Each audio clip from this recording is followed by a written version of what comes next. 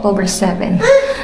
Last minute kong naisipang isama tong dalawa sa aking OB appointment today. Kaya, ayan, let's go. 12:30 ang aking appointment. Magko-commute lang kami.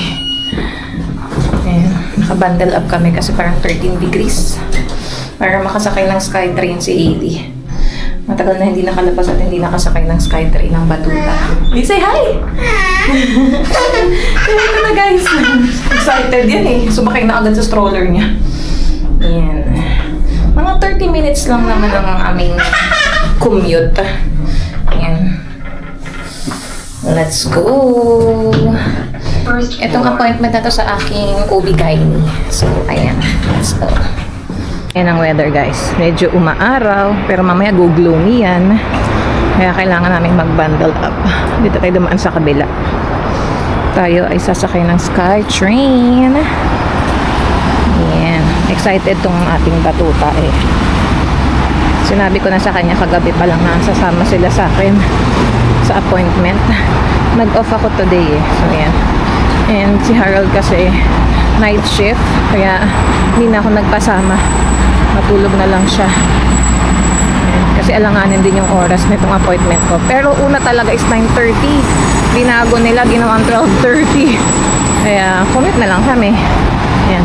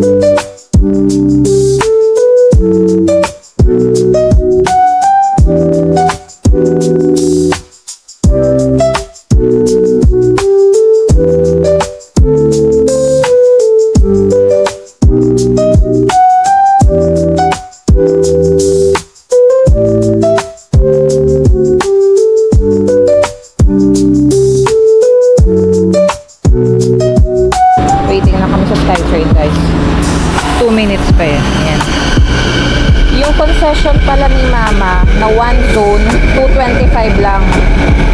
Tapos yung sa akin na blue na one zone lang din is parang 270 eh.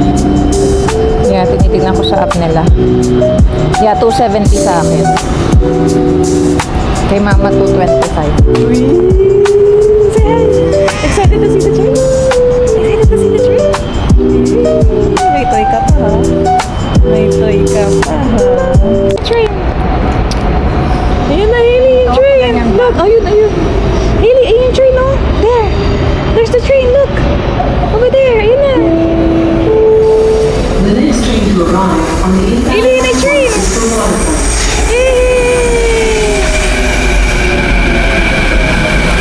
Eh, wala masyadong sakay, eh.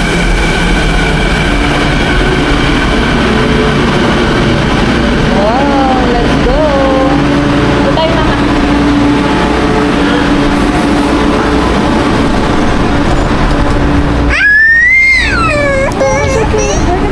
A few moments later. Ayan. Okay. Our turn. Shoo! Apat na station lang, guys. Dito na kami. Broadway. Pagpasok pa lang ng train, grabe iyak ni Hailey na overwhelm na naman sa mga tao. Nasakay kami ng bus. Ayan na. One eternity later. Natapos na din ang check-up ni Mami. Kailan? Time check, 1 p.m. May next appointment ako ng November 12 after 4 weeks. Yan. Hindi ko nga lang na voice record yung heartbeat. Narinig ko eh. Meron na. Nasa 140. Oo, meron na talaga. Gumagalaw na nga. Nasa 145 beats per minute. Normal naman daw. Tapos nag-pop smear na rin sa akin. Isahan na. Ngayon? Doon? Yeah. Naiwan kami ng bus, guys. Tinry namin habulin. Naiwan. Kaya maglakad na lang kami. Exercise. Isang stop lang naman. Doon na kami sa may Skype. Kaya lakad kami. Hindi masyadong malamig. Baka doon ko na lang kuhanin sa shoppers na malapit sa amin yung prescription. Ayan na, Hailey. Nahulog na naman.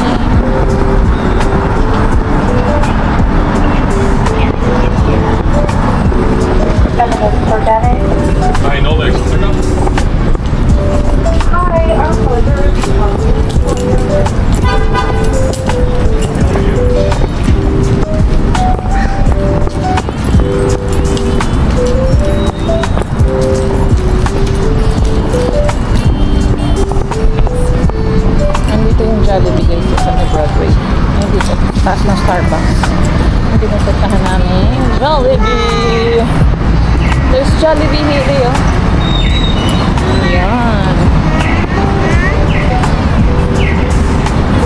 Parang ang sarap ng spaghetti. Pili kaya tayo. Jollibee. You want Jollibee, Hailey? I-take out na lang natin. Take out na lang natin. Jollibee! Let's go Jollibee! We're going home.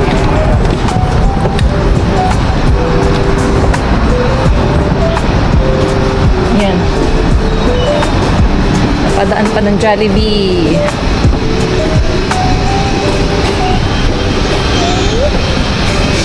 Parang gusto ko ng palabok. Ikaw? Spaghetti. Patikim ako ng spaghetti mo. Let's go!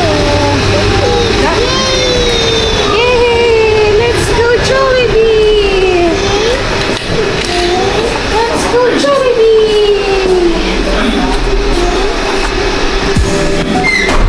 Going up! Going up! Yan na. Mga nagutom. Ano oras na ba? Ano na? Past 1. 1:10. Second. Let's go, Hailey.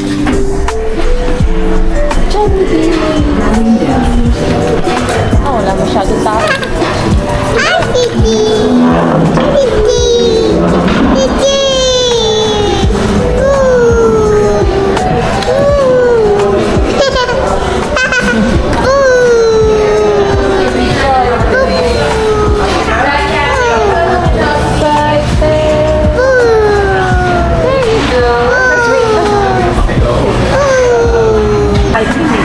Ayusin natin guys para kaya namin bit-bitin.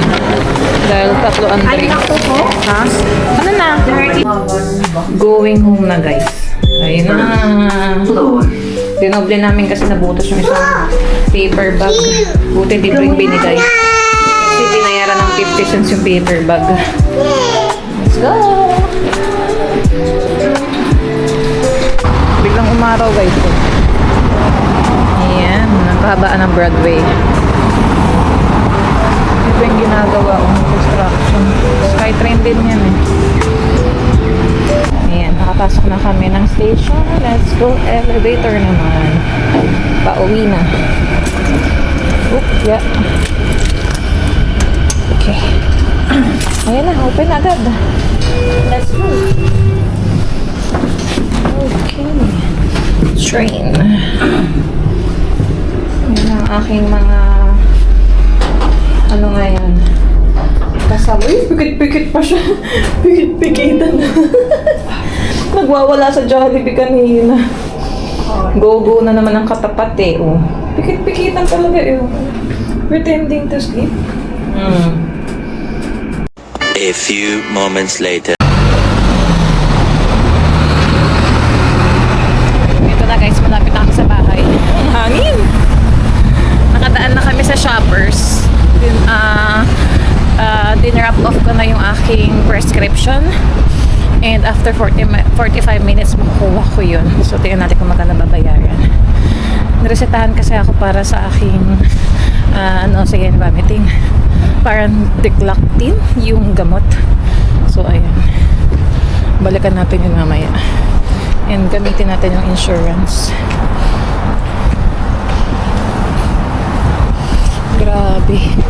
Grabe si Hailey. Parang hindi na mauulit tong pag-commute namin. Nag-iiyak talaga siya sa Skytrain.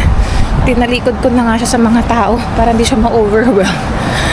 Nag-iiyak pa rin kung ano na binigay namin. Snacks, yung tablet niya, toys. Grabe. Ayan. Parang hiyang-hiya ako sa mga tao dahil grabe yung iyak ni Hailey to the highest level. Ay, nairaos namin. Ang nangyari pa, yung kabilang side ng train ang nasakyan namin, papuntang waterfront, yung papuntang work. So, ginawa namin, baba kami ng Vancouver City Center, tapos lumipat kami sa kabilang train. Napatagal pa tuloy yung pag-uwi namin. Ay. Hindi ko napansin. Ay. Let's go home. At kainin na natin ang Jollibee. At si Hailey pagod na yan. Wala yang nap eh. So, feeling ko inaantok lang to. Kaya nag-iiyak. Ayan. Ilalaro-laro na lang din namin kanina. Pero grabe yung iyak ng batang to. Hindi na tayo magko-commute, Hailey. Ang hirap. Ang hirap mo kasama. Grabe.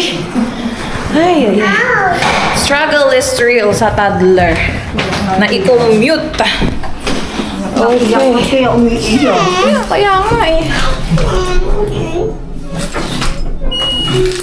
Ayan o. Ayan yung batang iyakin o. Ayan yung batang iyakin. Yung batang iyakin. Lahat na binigay. Lula. Nag-iiyak pa rin. Sleep ka na ha? Sleep ka na after. Ha? Nap time na, Hailey. Okay, we're here. Naubos na guys oh. Hindi ko na napakita ang palabok. Tapos na naman. Yan ang parang lunch namin, late lunch. Ayan si mama kumakain. Kay Harold tong spaghetti mamaya pagising niya.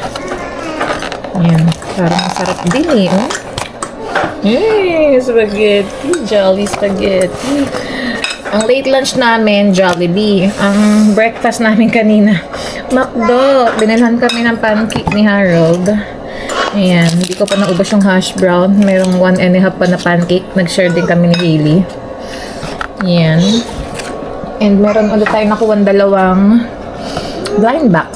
So, I think, yeah. Itong isang pula and then isa pang itong purple. Ayan. Ang nakuha ko dito is I think si Jimin. And then ito si Jin. Ayan. So, benta natin sa marketplace. Ayan. Actually, marami na nag-message sa akin kay Jin. Itong Encore edition na yan. Ayan, tingnan natin kung sino mauuna sa kanila. Diba? Babalik lang din sa atin yung biniling McDonald's. 4 na yan, oh. For sale. Ayan. And nanonood ako ng mga vlogs lang habang kumain. At ang ating Hailey Potpot, ayan, oh. Nanggugulo na naman. Sleep ka na, Hailey? Sleep na. Kumain tayo niya ng palabok, guys, eh. Siguro mamaya bababa ako, balik ako ng Shoppers. Kuhanin ko na yung aking gamot. Ayan. May kukuha na, guys. Ito nating Keurig. Ayan, halos gabagay namin ng free. Kaso ayaw nga nila. Sa mga group, pinost na namin ito sa marketplace. Ayan. Declutter na natin ito. Hindi namin ginagamit. So, ayaw ng free. Ginawa ko. Pinost ko ng $5. Di, ayan. Ang dami. Ang dami naman nagme-message. Ay, isa ko pa nila ngayon. So, ayan. Say bye-bye na. Wala nang nagagamit pa to. Kailangan lang na i-declutter. Paper bag ko lang. Ayan. Hello guys! Ayan, welcome back again to our channel. Today is Thursday, October 9. Ayan. Sa bahay na ako. Hindi ako nakapag-vlog nung nakauwi kami from appointment. Ayun nga. Baka iduktong ko na lang dito kung short vlog lang yung nagawa namin nung Tuesday. After nun nga, nagpunta kami ng Shoppers para i-diretso na yung aking prescription. And then sabi sa akin doon ng pharmacist, after 45 minutes ko daw balikan.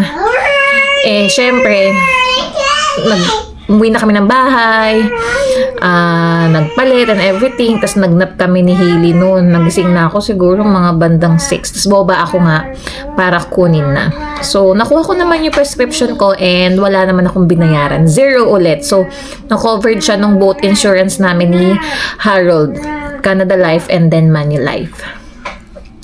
Ayun. So, tinitake ko is 4 na pills. Ayun ating...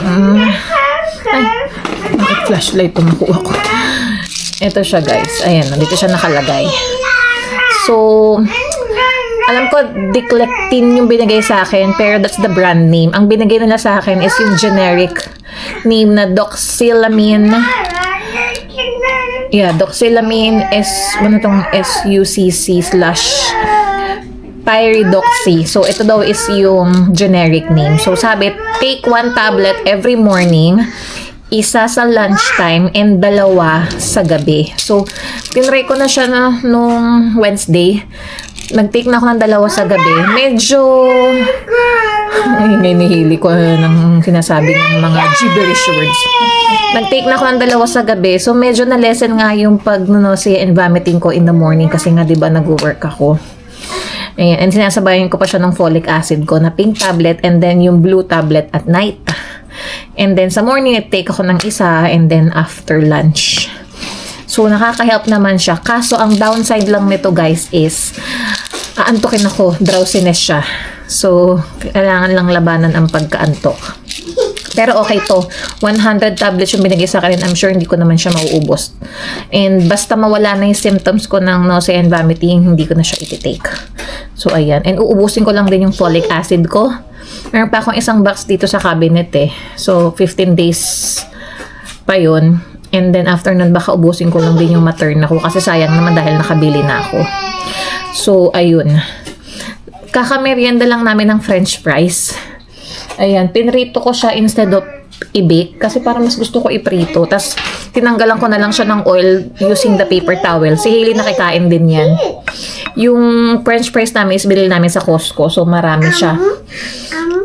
Ayan, and then kanina pag uwi ko si Hailey, saka si Mama nagkakat sila ng melon. Ayan, nahiligan na rin ni Hailey yung melon kasi ni-start ko na rin siyang pakainin yan. And sakto nga, kakapanood ko lang nung vlog nila, Alwin and Emma. Ito yung ginamit namin dyan na kutsara, oh. Yung nakuha ko pa or nabili ko pa sa Pilipinas, diba, yung pangkayod ng melon. Tapos meron na siyang spoon sa dulo.